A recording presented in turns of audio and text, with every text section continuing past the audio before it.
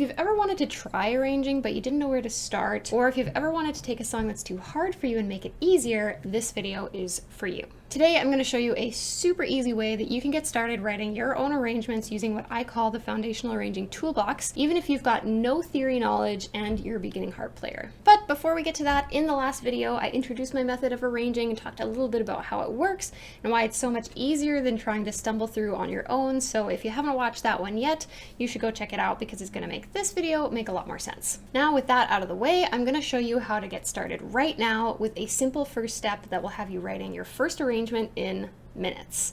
And like I said, this is also a great way to make any song super easy. Okay, so here's what I want you to do. I want you to pull up any song in your library that's got parts for both hands. A song that's a little bit on the harder side is gonna work great for this example. I'm gonna be using my arrangement of Beauty and the Beast, and I'm gonna be doing this all in MuseScore, which is my notation software. But you can also photocopy your song and write on that, or you can write out a new version on staff paper, or you can just kind of do it from memory, just looking at the page but playing something different. Any way is fine. What we're going to do today is easy. Anyone can do it. All we're going to do is we're going to reduce the arrangement down to its core elements. First, what we're going to do is we're going to look at the left hand part on the bottom staff. So in each measure, we're going to keep only the first note in each bar. So in mine, I'm just going to keep, I've got a lot of C's to start with.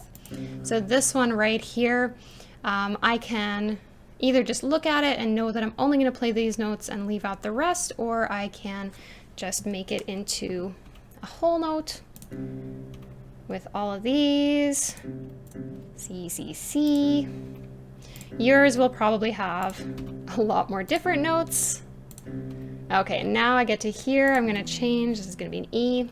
Okay, so that's as far as I'm going to go just for this example. Now, the next thing we're going to do is we're going to look at the right hand part. So if it's easy enough to play the way it is and you just want to keep it the same with your new bass line, that's totally fine. But if it's a little bit more complicated, we want to trim it down to just the most important notes in the melody. So we want to think about, if you were going to sing this song, what parts would you sing? If you were listening to it, what would be the stuff that you would get stuck in your head? That means if there's any chords like over here, I'm just gonna get rid of them, right? Usually the top note is gonna be the one that we hear as the melody.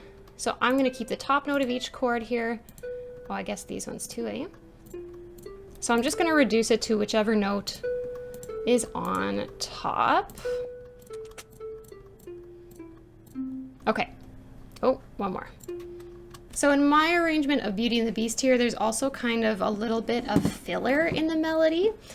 So if we think about, again, if I was gonna sing this part is kind of an intro, so I'm just gonna keep this first line. But here I've got till as old as time, and then this bit,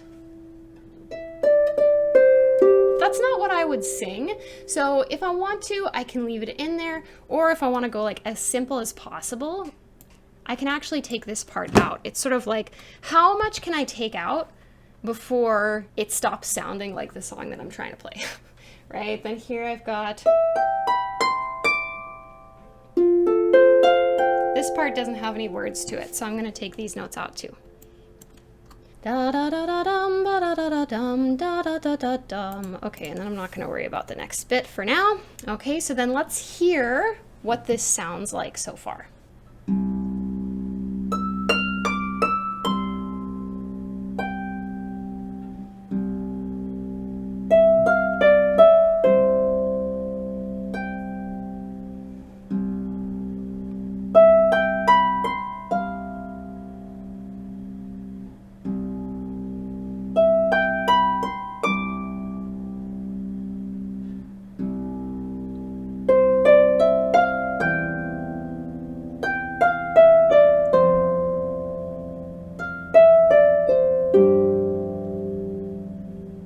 Apply that throughout the whole song as much or as little as you want, and you've got your very first arrangement, something nice and simple and easy, just taking things right down to the basics. Now, of course, I know that many of you probably will want to make something with a little bit more variation and more energy and will have varying levels of technical skill, but this example we just did is really just the beginning. It's a part of my philosophy that before we get really crazy and advanced and adding all sorts of decoration and whatever, that we boil things down to the most basic element and then build up from there. So obviously there's a lot more to cover, and it's a lot more than I can fit in just a couple of YouTube videos. So I actually went ahead and made a whole course called Arranging for Harpists, where we take this basic framework and we can expand on it to give you a lot more strategies, including dozens of patterns for your left hand and your right hand.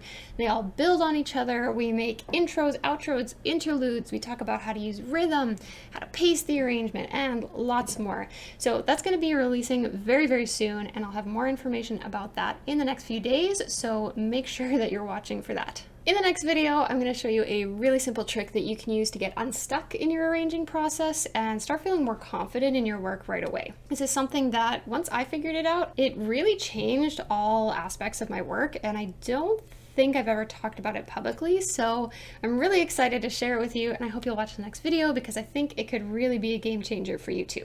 With all that said and done, I hope you enjoyed this video and that you learned something useful. Thanks so much for watching, and again, make sure you're signed up for that early bird waitlist below so you don't miss the chance to join my course before it fills up, and I'll see you in the next video. Bye!